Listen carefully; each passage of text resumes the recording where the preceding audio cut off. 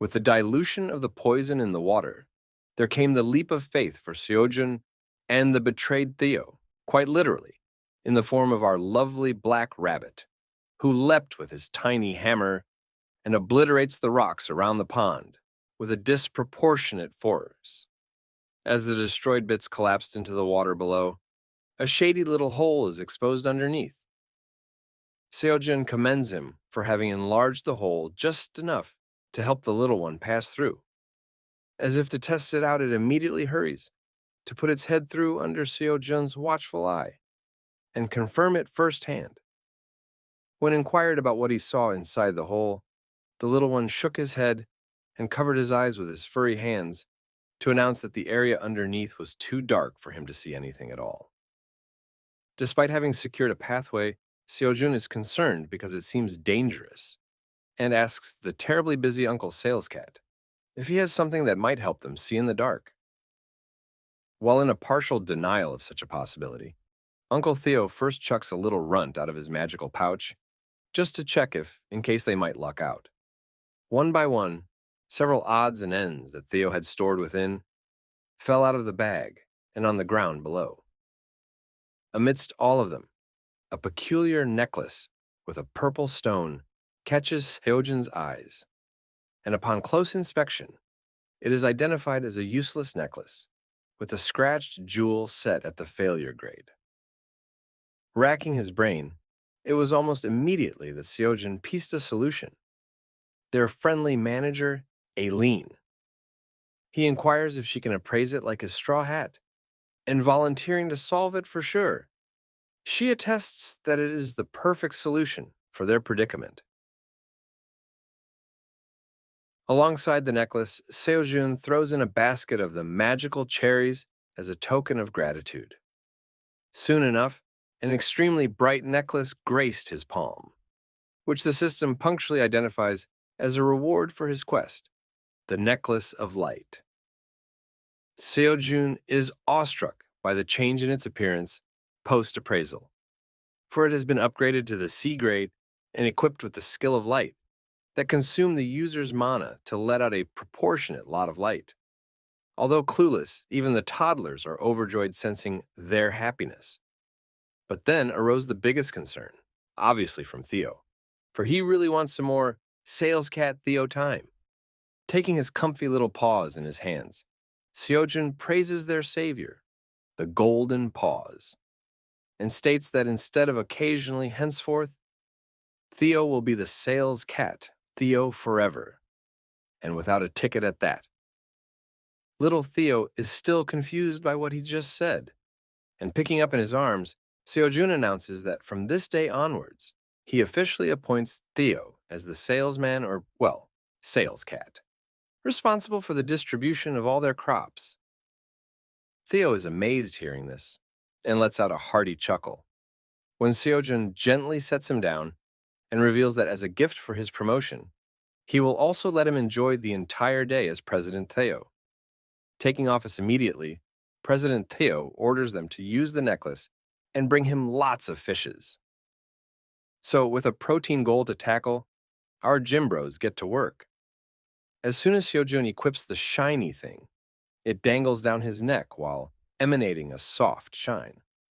Because the item is said to work in proportion to one's level, he removes it to help his gym bro try it out. As soon as it descends down his furry neck, a blinding ray of light escapes. Black Rabbit stood proudly with a bright light of victory, while Seojun repents the little mana he has. Not that he has a choice either. Well, with the problem of light negated, he feeds the little one some detoxification green onion as a precautionary measure, while tightening a noose of the same around his belly. He asks the tiny tot to pull twice at the rope if anything dangerous happens, or if he is unable to breathe, and he will pull him out immediately. Furthermore, he secures a dagger by his side, because carrying the trusty hammer underwater would be troublesome and useless. So, with the preparations done, our Captain Jack Rabbit was ready to set sail. And after securing a mouthful of air to breathe, he descended into the unknown. Once in his element, he swam with a newfound speed and goal, while the necklace helps illuminate the caverns around and direct him towards a ray of light at the very bottom. With no time to waste, he started swimming towards it faster, and as soon as he makes it through the hole, behold the aquatic beauty.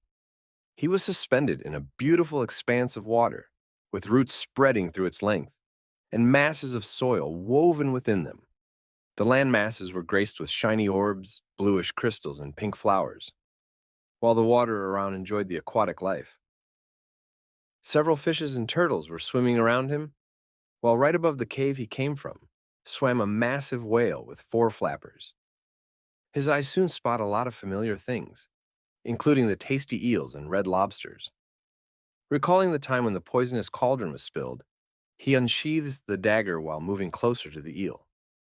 Carefully placing its blade against the familiar spot, he slit its belly apart, and from within emanated an even brighter light than his necklace. Confused and curious, he tries reaching for it with its hands, and manages to detach what the system identifies as insides of the electric eel. With plans of dethroning President Theo, he snickers with an evil look. But remembering the actual work at hand, he places the shiny discovery into the pouch by his side and then uses the rope to secure his catch. But while it was busy at it, something sinister triggered his bunny senses.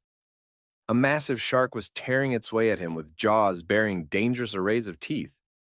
And although he manages to float away, his catch was snatched away by the twat. But because the rope was tied to him as well, the escaping shark was pulling him along.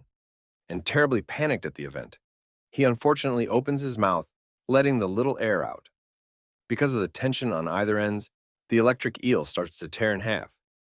And before long, little Black Rabbit loses consciousness, and the shark makes away with the prey into the void below. Somehow tethering to the rope and his consciousness, the little one manages to tug twice at the rope, and sensing the signal, Seojun and Queen Bee are immediately alarmed.